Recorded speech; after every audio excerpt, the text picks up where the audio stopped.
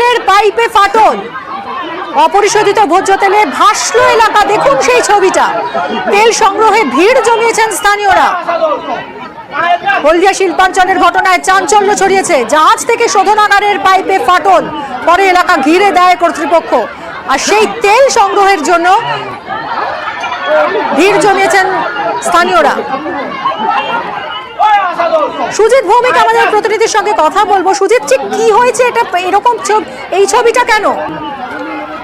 এই ছবিটা কেন এই প্রশ্ন উঠছে। আসলে হলদিয়ার ঘটনা, এবং যেখানে দেখা গেল কি না, এক বেসরকারি ভোজ্য তেল কারখানার যে পাইপ লাইন, সেখানে কিন্তু পাইপ লাইন থেকে যে লিক করেছে, অর্থাৎ কিনা তেল আচমকাই ভোজ্য তেল কারখানার যে অপরিশোধিত তেলের পাইপ লাইন, সেখান থেকেই তেল বেরোচ্ছে, অর্থাৎ কিনা সেখানে কোথাও ফাটল দেখা দিয়েছে।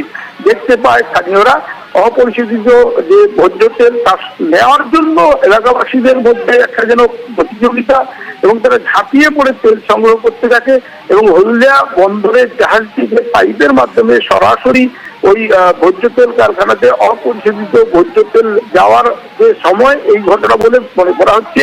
ইতিমধ্যে কারখানা কর্তৃপক্ষের তরফে পাইপ লিকেজ হওয়া এলাকা ঘিরে ফেলা হয়েছে, কিন্তু মানুষজন তার এলাকা দিয়ে গিয়েছে পাইপ লাইন, তাই খুব সহজেই তারা কিন্তু পৌঁছে গিয়ে তারা তেল সংগ্রহ করার জন্য যেন মেতে উঠেছেন। এবং রীতিমতো যেটা দেখা গেল কি, যে অনেক সময় দেখা গেছে অন্য যে খুব ক্ষতিকারক যেসব পাইপ লাইন লিক হওয়ার পর যে তেল সেগুলো নেওয়ার তড়িঘড়ি দেখা গেছে, কিন্তু এভাবে ভোজ্য তেল এবং সেখানে চাঞ্চল্যকর এই ছবিটা। সুজিত, অনেক ধন্যবাদ।